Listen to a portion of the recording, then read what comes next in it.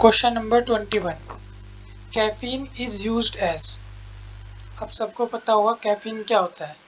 सबसे पहली बात तो कैफीन हमें ये पता होना चाहिए होता कहाँ है। सबसे कॉमन जो हमें पता है कैफीन कहाँ प्रेजेंट होता है, कॉफ़ी के अंदर तो होता ही है। तो कैफीन का अगर हम सोचे क्या होता है, ऑप्शन से करके देखते हैं पहले। कैफीन क्या डायूरेटिक एजेंट होता है। अब हमें पता होना चाहिए डायूरेटिक होते क्या है। डायूरेटिक वो एजेंट होते हैं जो हमारे यूरिन के फ्लो को बढ़ा दे। क्या कॉफ़ी पीने से बहुत ज़्यादा यूरिनेशन होता है या यूरिन आता है? नहीं। तो एंटी डायरेटिक तो नहीं हो सकता। अगला ऑप्शन है anti asthmatic agent. Anti asthmatic agent मतलब जो अस्थमा है उसकी अस्थमा का एंटी मतलब अस्थमा के इलाज में। क्या अस्थमा के इलाज में हम यूज़ करते हैं कैफीन का? बिल्कुल भी नहीं। ये भी none of the above. Third option क्या बचा? CNS। अगर हम वैसे भी करके देखते तो हम CNS लगाते। और हमें पता भी है जो हमारा कैफीन है वो क्या होता है, CNS स्टिमुलेंट होता है। मतलब जो हमारा सेंट्रल नर्वस सिस्टम है, CNS means central nervous system, उसे स्टिमुलेट करता है। इसके अलावा थोड़ी बहुत और हमें बात पता होनी चाहिए, जो हम कैफीन है क्यों यूज़ करते हैं। अगर कुछ लोग जिम वगैरह जाते होंगे तो उन्हें पता होगा जो हम कैफीन यूज़ करते हैं। एक तो यूज़ करते हैं हम एथलेटिक परफॉर्मेंस के लिए, ATHLETIC, एथलेटिक। गलत लिखा गया।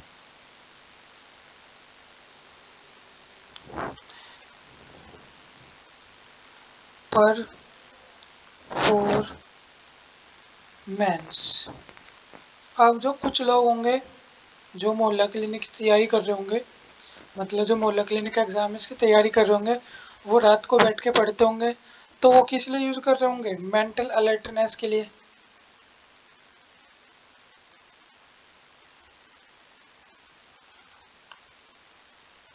मेंटल अलर्टनेस मतलब कि जैसे कुछ लोगों का मानना होता है, वैसे इतना ज़्यादा कारगर होता नहीं है, लेकिन फिर भी कुछ लोग का क्या मानना होता है कि हम रात को चाय पी के पढ़ लेंगे या कॉफ़ी पी लेंगे रात को, तो नींद नहीं आने की, मेंटली हम अलर्ट रहेंगे। कुछ लोग इसलिए लेते हैं।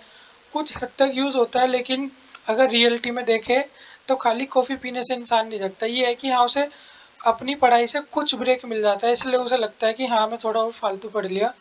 थोड़ा बहुत मेंटल अलर्टनेस में यूज़ होता है। इसके अलावा माइग्रेन के लिए, साथ में हम हेडेक भी लिख सकते हैं।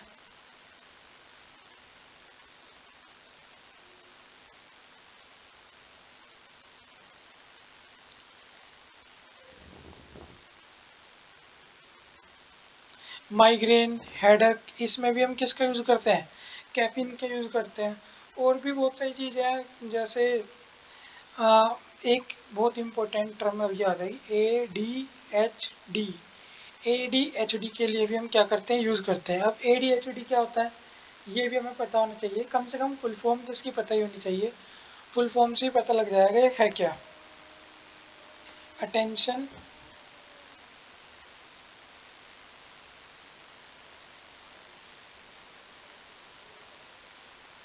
डिफिक्ट हाइपर एक्टिविटी, या हाइपर एक्टिव बोल सकते हैं। Attention deficit hyper active disorder.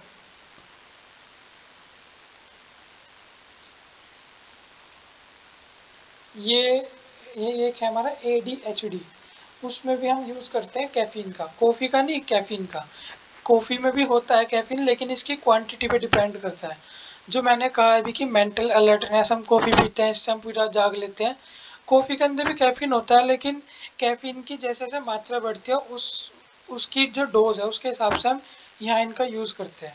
जैसे हेडेक के लिए हम जो नॉर्मली कॉफ़ी पी लेते हैं, मेंटल अलर्टनेस के लिए भी पी लेते हैं। जो एथलीट होते हैं वो क्या करते हैं, गर्म पानी में कॉफ़ी को डाल के बिना किसी और इंग्रेडिएंट के उसे शेक करके पीते रहते हैं, शेकर वगैरह में डाल के, ताकि वो एक्टिव रहे, उनकी परफॉर्मेंस बढ़े।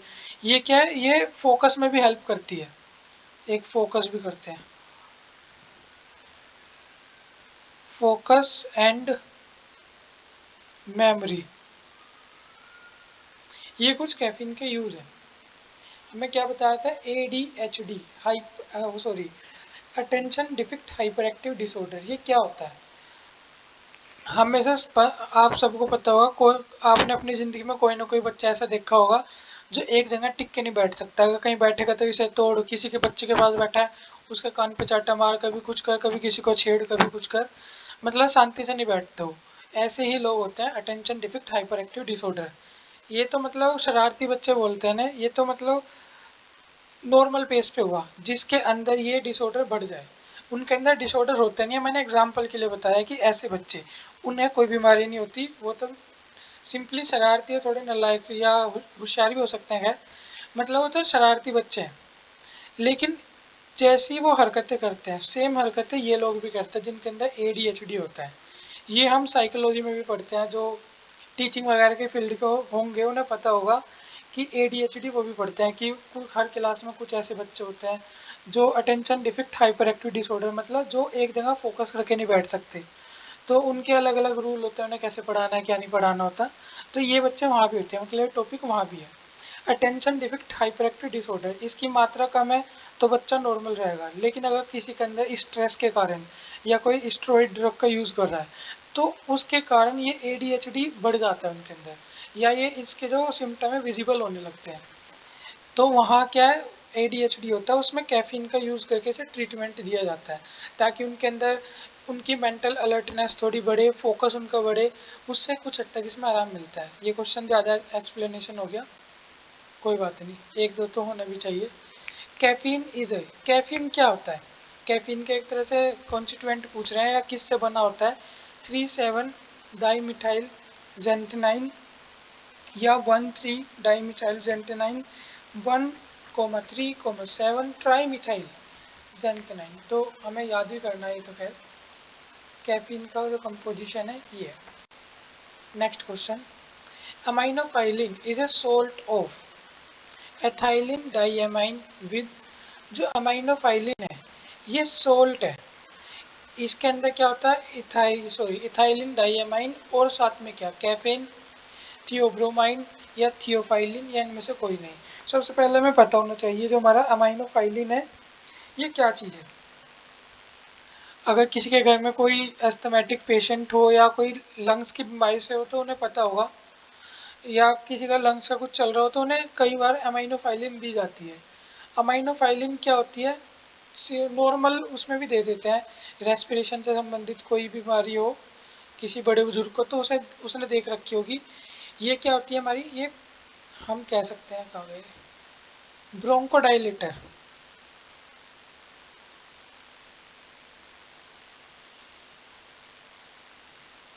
ये हमारी ब्रोंकोडाइलेटर होती है, मतलब जो हमारी ब्रोंक्यूल्स है उनके जो साइज है उसे डायलेट कर देती है, वो सिकुड़ने लगती है, जिसकी वजह से जो कोई भी पेशेंट है वो नॉर्मली सांस नहीं ले पाता। जैसे हम एक सिंगल सांस में 500 ml तक जो ऑक्सीजन है या एयर है उसे अब्जॉर्ब कर लेते हैं नॉर्मली विदाउट फोर्सिबल। फोर्स से तो हम लगभग 3,000 ml ऑक्सीजन को हम अपने लंग्स के अंदर होल्ड कर सकते हैं, लेकिन अगर बिना फोर्स के हम नॉर्मली सांस लेते तो लगभग 500 ml यूज़ करते हैं। लेकिन जिनके जो ब्रोंक्यूल्स हैं वो डायलेट नहीं होते हैं, ये मतलब सिकुड़ जाते हैं, तो उनके अंदर ये जो मात्रा घटती है जिसकी वजह से उनके अंदर ऑक्सीजन का ट्रांसपोर्ट कम होता है, और धीरे धीरे करके क्या होता है उनके अंदर ये बीमारी हो जाती है लंग्स की, जिससे उनका जल्दी सांस फूलना, और भी सबको पता है जो लंग्स से रिलेटेड क्या क्या बीमारी होती है। मैं लंबा नहीं करना चाह रहा इस क्वेश्चन को, अगर किसी को और एक्सप्लेनेशन चाहिए तो आप कमेंट करके बता सकते हो, इस पर अलग से भी वीडियो बना देंगे, या नेक्स्ट टाइम से जो क्वेश्चन आएंगे इस तरह के उन पर ज़्यादा एक्सप्लेनेशन कर देंगे। आप बता सकते हो, अगर जितना एक्सप्लेनेशन मैं दे रहा हूँ इतना सफिशियंट है तो ठीक है, इतना तो मैं दे के भी चलूँगा। तो हम कहाँ थे? लंग्स डिजीज भी लिख लो साथ में इसकी।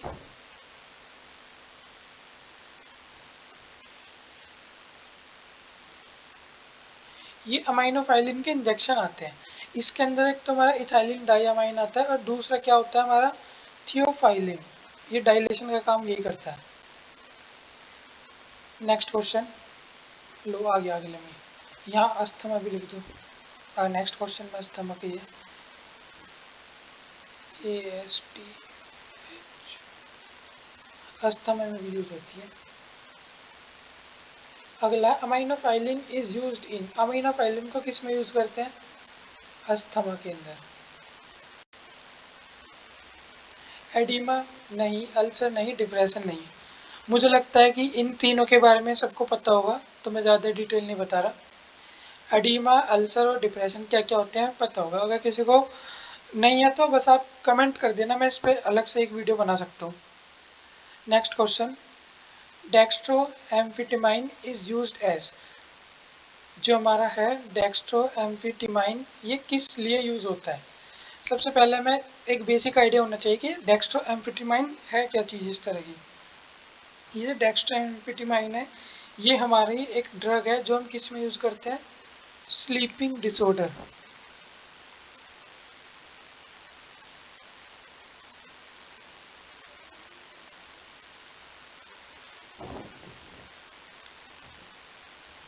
अगर मेरी थोड़ी बहुत स्पेलिंग गलत हो तो आप देख लेना है, कई बार कीबोर्ड काम नहीं करता, ये बदलना पड़ेगा। स्लीपिंग डिसऑर्डर में यूज़ होती है। इसके अलावा ए, जिसे नींद नहीं आती हो क्या होगा? बेचैन आत्मा होगा। ADHD भी होगा उसके अंदर, सिंपल सी बात है। यहाँ हमने ADHD पता था, attention deficit hyper active disorder, मतलब उसकी वो एक जगह टेंशन नहीं लगा पाएगा, रुक नहीं पाएगा, तो उसको कैसे जाएगा?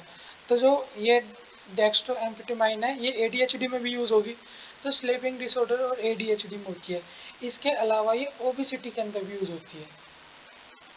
ओबेसिटी के अंदर क्या होता है? जो लोग ओबीज होते हैं, ओबेसिटी अगर किसी को मतलब ना पता हो तो ओबेसिटी का मतलब होता है मोटापा, सिंपली। वो इसके अंदर क्या होता है? इंसान के अंदर हिडन हंगर होती है, भूखा नहीं होता वो। अगर मोटा है तो सीधी सी बात है भूखा तो होगा नहीं। हिडन हंगर मतलब एक एक क्रेविनेस उठी रहती है कि कुछ भी खाना है, खाना है, खाना है। पेट उसका भरा हुआ है लेकिन जिसे कहते हैं ना मन ललचा रहा है, तो उस तरह की, मतलब उसे बस पेट तो उसका भरा हुआ है लेकिन उसका मन करता है और खाओ और खाओ। इसे बोलते हैं हिडन हंगर किसी भी चीज़ के लिए। तो हिडन हंगर के लिए भी हम किसका यूज़ करते हैं? इसका ही, डेक्स्ट्रा एम्फिटिमाइन। सीधी सी बात है, स्लीपिंग डिसऑर्डर को वो करेगा, ADHD करेगा, क्या करेगा? जो हमारी नर्व्स है इन्हें शांत करेगा। हमारा जो नर्वस सिस्टम है इसे काल्मिंग इफेक्ट देगा, काम करेगा। या जो हमारे CNS है, या जो मोटर न्यूरॉन है जो सिग्नल भेजती है हमें, मतलब हमारे ब्रेन से जो सिग्नल सिग्नल आता है मोटर न्यूरॉन के द्वारा, उस पर इफेक्ट डालेगा। कुल मिला के हमारे जो सेंट्रल नर्वस सिस्टम है इस पे, इसे मतलब काम करेगा, मतलब इसे काम का मतलब होता है इसे शांत करेगा। और अगर इंसान की जो एक हिडन हंगर या क्रेविनेस शांत हो जाएगी तो ओबिसिटी से भी उसका छुटकारा मिल जाएगा। तो इसलिए हम इसका यूज़ ओबिसिटी में भी करते हैं, स्लीपिंग डिसऑर्डर में भी करते हैं, और ADHD में तो करती हैं, वो तो बता ही दिया। नेक्स्ट क्वेश्चन, ये इम्पोर्टेंट टर्म है, पार्किंसन। पार्किंसन डिजीज है। पार्किनिज्म अकर ड्यू टू, जो पार्किंसन है क्यों होता है ये, इसका अगर हम सीधा वन वर्ड आंसर बोले तो पार्किंसन है। अगर किसी को इसका मतलब पता हो तो सिंपल सोच सकता है। आपने देखा होगा कुछ लोग हैं, मोस्टली जो ओल्ड एज के लोग हैं, उनके एक समय के बाद जो उनकी जो नर्वस सेल है वो वीक होना स्टार्ट हो जाती है, और उनके हाथ तो वैसे नॉर्मली कपकपाते हैं बहुत लोगों के, लेकिन उनके हाथ कपकपाते हैं हर काम में। अगर वो खाना भी खा रहे हैं तो उनके हाथ कपकपाते हैं, क्योंकि उनका जो कोऑर्डिनेशन है माइंड से, सेंसरी सेंसरी नर्वस सेल और मोटर न्यूरॉन है, इनका आपस में कोऑर्डिनेशन नहीं होता, अच्छे से होता तो है लेकिन अच्छे से नहीं होता, इसलिए उनके हाथ में एक शिवरीनेस या कंपन टाइप का होता है। यही पार्किंसन डिजीज है। अभी कंपन होता क्यों है? सबसे पहली बात, कंपन होता है क्योंकि हमारी जो नर्व सेल है वो कमज़ोर हो गई। ये कमज़ोर उम्र के साथ साथ हुई। इसके अलावा ये नर्व सेल अटैच कहाँ होती है? हमारे ब्रेन में। ब्रेन के किस पार्ट से ये जो है हमारी, ये जो सेल से अटैच होती है, ये होती है हमारी ब्रेन पार्ट का नाम है सब स्टेंटिया निगरा। दोबारा बोलता हूँ, सब स्टेंटिया निगरा। इस पार्ट में न्यूरॉन अटैच होती है। जब इनका जो अटैचमेंट है वीक हो जाता है तो वहाँ से जो डोपामिन का सिक्रेशन है वो भी प्रॉपर नहीं हो पाता, और जब डोपामिन का सिक्रेशन नहीं होता तो हमारी जो बॉडी है इसके अंदर कई सारे इफेक्ट आते हैं, मूड स्विंग होना और हमारा काल्मिंग इफेक्ट का भंग हो जाना या टूट जाना। इसके अलावा हमारी जो ये नर्वस सेल है कमज़ोर हो गई है, प्रॉपर वर्क ना हो पाना, हमारी बॉडी का कोऑर्डिनेशन बिगड़ जाना, ये सब किसके कारण है? हमारे पार्किंसन डिजीज़ के हैं। और ये हमें सीधा सा नाम से पता लग रहा है, या हमने देखे होंगे आसपास, ये डिजीज़ मोस्टली 100% कुछ नहीं होता, मोस्टली ये ओल्ड एज में होती है। तो इसके अंदर क्या होता है, जो डोपामिन है इसके सिक्रीशन में कमी आ जाती है। हम बोल सकते हैं क्या, डिप्लीशन ऑफ डोपामिन। डोपामिन पता होगा क्या होता है, हमारी बॉडी के अंदर निकलने वाला सिक्रीशन है, ब्रेन के अंदर निकलता है। जो डोपामिन सिक्रीशन से हमें एक फीलिंग आती है हैप्पीनेस की, ये भी कम हो जाती है इसमें। एक और इम्पोर्टेंट क्वेश्चन, अगर ये ड्रग कॉमन है वैसे, carbidopa is combined with levodopa. Levodopa और कार्बिडोपा हम किस में लेते हैं? पार्किंसन डिजीज के पेशेंट को देते हैं, और भी कामों में देते हैं बहुत सारे में। ये कह रहे हैं कि लीवोडोपा, ये जो कार्बिडोपा है ये लीवोडोपा के साथ क्यों दी जाती है? जो हमारी ये लीवोडोपा कार्बिडोपा एक साथ इसलिए दी जाती है क्योंकि ये प्रिवेंट करती है डी कार्बोक्सिलेशन ऑफ लीवोडोपा।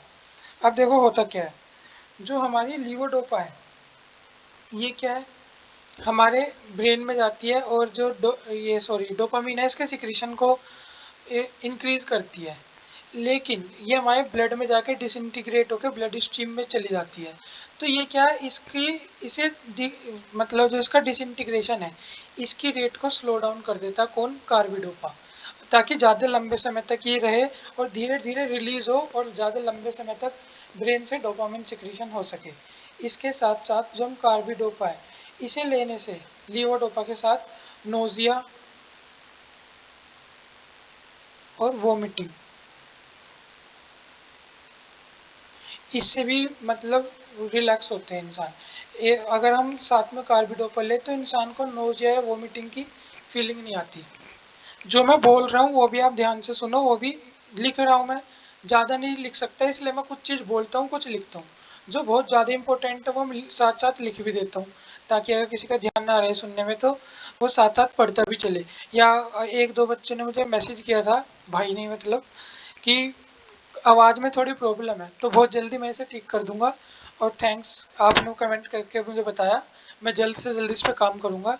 मैं साथ में लिख भी रहा हूँ और बोल भी रहा हूँ, आप थोड़ा फोकस होके ईयरफोन लगा के सुनने का प्रयास करिए और साथ में लिखा हुआ भी पढ़िए। मेरी पूरी कोशिश रहेगी मैं ये जो वॉइस का मैटर है जल्द से जल्दी से सॉर्ट आउट करूँ। Next question, benztrop sorry benztropine mesylate act as anti Parkinson drug by, ये एंटी पार्किंसन ड्रग बाय, जो बेंस्ट्रोपिन है मैसलेट है ये एंटी पार्किंसन ड्रग की तरह यूज होता है। क्यों? क्योंकि ये क्या करता है हमारा, it prevent the access of cholinergic activity. ये जो हमारी बॉडी के अंदर कोलिनर्जिक एक्टिविटी है इसको ये ज़्यादा ना हो जाए, उसे क्या करता है, रोकता है। कुछ हद तक होगी तो ठीक होगी, इससे ज़्यादा होगी तो फिर ये प्रॉब्लम करती है। अब हमें पता होना चाहिए कोलिनर्जिक एक्टिविटी क्या होती है। कोलिनर्जिक एक्टिविटी होती है जब हमारा न्यूरो ट्रांसमीटर एक्टिवेट हो जाता है एसिटाइल कोलिन की वजह से। एसिटाइल कोलिन की वजह से जो हमारी जो ब्लड वेसल्स है डायलेट होना स्टार्ट हो जाती है। अगर वेसल्स डायलेट होंगी ब्लड सर्कुलेशन अच्छा होगा, ब्लड सर्कुलेशन अच्छा होगा तो कुछ हद तक हमारी नर्वस टिश्यू है ये प्रॉपर फंक्शन कर पाएगी। लेकिन अगर ज़्यादा डायलेट हो जाए तो भी ये बॉडी के लिए ठीक नहीं होता था, इसलिए हम क्या करते हैं, कोलिनर्जिक एक्टिविटी को ब्लॉक करने के लिए पीएनएस है जो हमारा सिंपैथेटिक नर्वस सिस्टम, इसे ब्लॉक करने के लिए एंटी कोलिनर्जिक एक्टिविटी प्रोड्यूस करवाते हैं, जो ये है बेंजोट्रोपिन मेजिलेट, जिसका यूज़ करके हम करते हैं। ये जो कोलिनर्जिक और एंटी कोलिनर्जिक है इसके ऊपर मैं अलग से भी वीडियो बना दूंगा अगर आप कहोगे तो। नहीं तो अगर आपको अभी बेसिक समझ आ गया तो ठीक, नहीं तो मैं एक अलग से इसके ऊपर शॉर्ट वीडियो बना दूंगा 5-7 मिनट की, जिसमें आपको पता लग जाएगा कोलिनर्जिक क्या होता है, एंटी कोलिनर्जिक क्या है। एक या दो मेडिसिन कोलिनर्जिक की, एक दो एंटी कोलिनर्जिक की, ये भी इंपॉर्टेंट टॉपिक है। बहुत जल्दी मैं इसके लिए एक शॉर्ट वीडियो लाऊंगा। बाकी फिलहाल यहाँ जो बेंजोट्रोपिन है ये हम क्यू एंटी पार्किंसन की तरह क्यों यूज करते हैं, क्योंकि एक्सेस कोलिनर्जिक एक्टिविटी को क्या करती है, रोक देती है। Next question, ethopropazine anti parkinsonism drug contain basic nucleus of ethopropazine anti parkinsonism drug contain basic nucleus of, जो हमारी ड्रग है इथोप्रोपाजिन ये एंटी पार्किंसम ड्रग है, इसका बेसिक न्यूक्लियस किस चीज़ का बना होता है ये हमें याद ही करना है, फिनोथायजीन इसका बना होता है हमारा ये। Next, diphenhydramine is used as, जो हमारा डाईफेन हाइड्रामीन है ये किस तरह यूज होता है। सबसे पहले हमें थोड़ा बहुत पता होना चाहिए डाईफिनाइल हाइड्रामीन होता क्या है। ये हमारा एक तरह का, ये हमें क्या करता है, रिलीफ दिलाता है रेडनेस से। अगर कभी चोट लगती है, ये स्पेलिंग गलत, अगर अगर आपने कभी मतलब ऑब्जर्व किया हो, जब कभी आपकी चलते चलते दीवार के साइड में, मेरे साथ तो ऐसा बहुत बार हुआ है, दीवार के साइड में चलते चलते एकदम से कोहनी वगैरह दीवार पे रगड़ जाती है तो वहाँ छिल जाता है। तो अगर किसी ने ध्यान दिया हो, सबसे पहले वहाँ क्या हो जाती है, एकदम से रेडनेस हो जाती है, थोड़ी देर बाद वहाँ हीट प्रोड्यूस होती है, हीट के बाद वहाँ क्या होता है, आपका ब्लड आने स्टार्ट हो जाता है। तो ये जो डाइफेनाइन हाइड्रामीन है या डाइफेन हाइड्रामाइन है, ये एक तो रेडनेस से रिलीफ दिलाती है, इसके अलावा इरिटेशन से भी रिलीफ दिलाती है, इचनेस, खुजली वगैरह।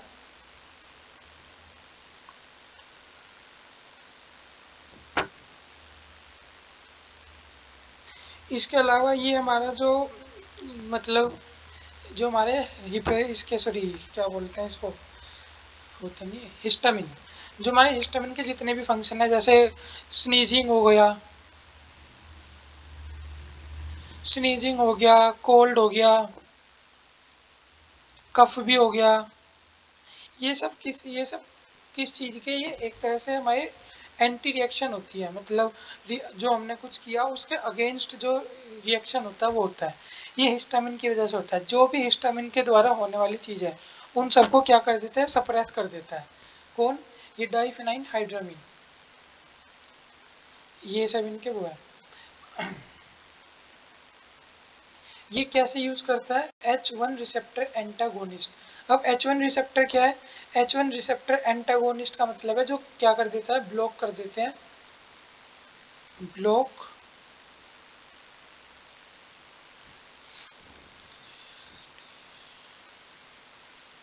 ब्लॉक हिस्टामिन एक्टिविटी,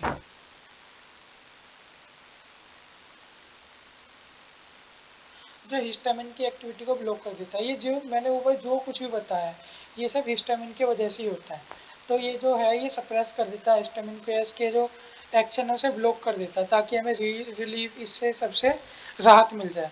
लेकिन अगर हम देखें ये कोई परमानेंट क्योर नहीं है किसी भी चीज़ का। अगर हिस्टामिन आपको ये स्नीजिंग दे रहा है तो ये एक वो है कि आपकी बॉडी अभी फाइट कर रही है उस पैथोजन से। लेकिन अगर आप उसे सप्रेस कर दोगे इसका मतलब ये नहीं है कि आपने अपनी बीमारी ठीक कर ली।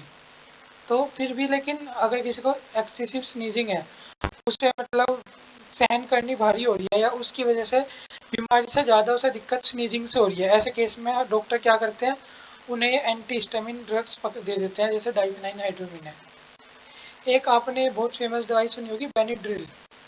बेनिड्रिल किसका कॉमन ब्रांड नेम है, मतलब बेनिड्रिल तो ब्रांड ही है, इसका सोल्ट क्या है, ये एक कॉमन ब्रांड है किस सोल्ट का, ये पता होगा सबको, डाइफिनाइन हाइड्रामिन का क्या है ये, यही वाली डाइफेन हाइड्रामिन, इसके क्या है ये सोल्ट है। और बेनिड्रिल तो सबको पता है, सब किसके अंदर लेते हैं, मोस्टली लोग खांसी में और जो गले की खराश वगैरह है इसमें लेते हैं। और ये किसके एक्टिव होते हैं, हिस्टामिन की एक्टिविटी होती है। इससे आपको एक बात और पता लगी, आपको अब एक चीज़ हमेशा याद रहेगी कि बेनिड्रिल हम किस में यूज़ करते हैं, खांसी वगैरह में, और ये खांसी होती है किसकी वजह से, हिस्टामिन की वजह से।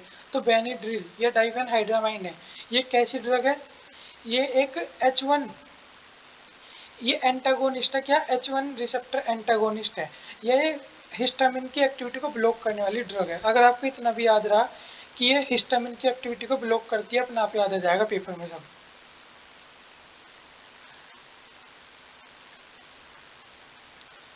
Next, dimenhydrinate used in motion sickness is a salt of. अब ये जो हमारी डायमंड हाइड्रोनाइट ये सॉरी हाइड्रोनेट है, ये यूज होती है मोशन सिकनेस में। अब एक चीज़ हमें पता होनी चाहिए, मोशन सिकनेस क्या होती है। जब भी कभी हम जाते हैं, अधिकतर मतलब बहुत लोगों के साथ होता होगा, सबके साथ नहीं है ये। जब भी कोई बाहर कार वगैरह में बैठ के या बस में बैठ के जाते हैं तो उन्हें बैठते ही बस ट्रेन में सबसे पहले तो वोमिटिंग आने लगती है और एक नोजिया की फीलिंग होने लगती है। मैं लिख देता हूँ ये भी,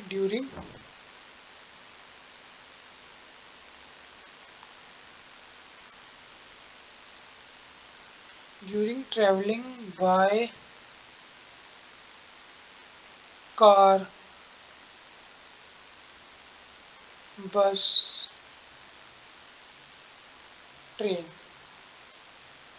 अगर कोई इंसान है वो ट्रैवल कर रहा है कार से, बस से, ट्रेन से, तो जो फीलिंग होती है नोजिया की, वोमिटिंग की, चक्कर आने की भी, ये ऐड करूँ यार थोड़ा तो।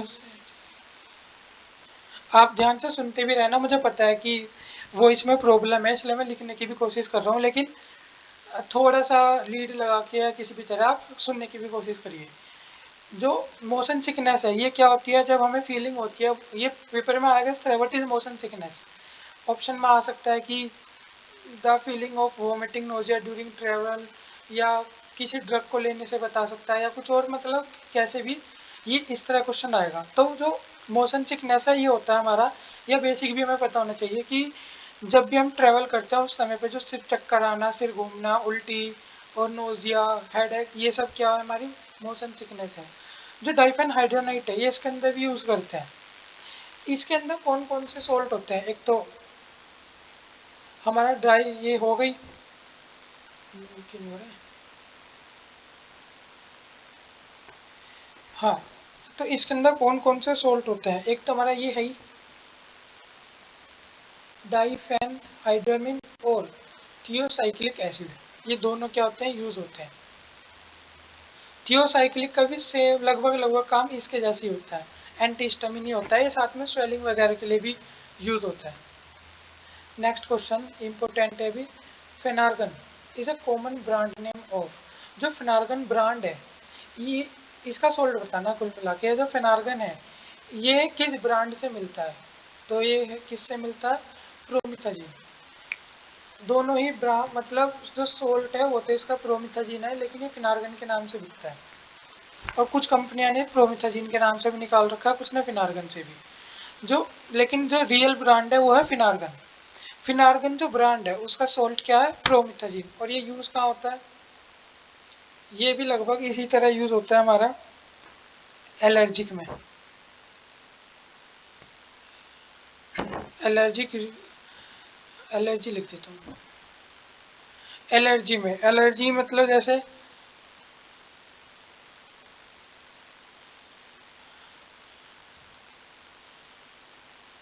रनिंग नोज, ये इधर भी होता है, ये डाइफेनहाइड्रामिन भी यूज होता है रनिंग नोज में। और हमारा हम बोल सकते हैं रनिंग नोज और वाटरी आइज,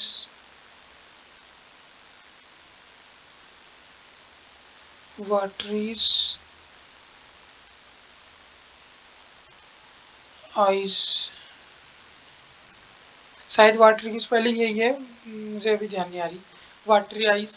और इसी तरह नो, और उसमें भी क्या बोलते हैं उन्हें, स्किन रिएक्शंस, स्किन रिएक्शंस।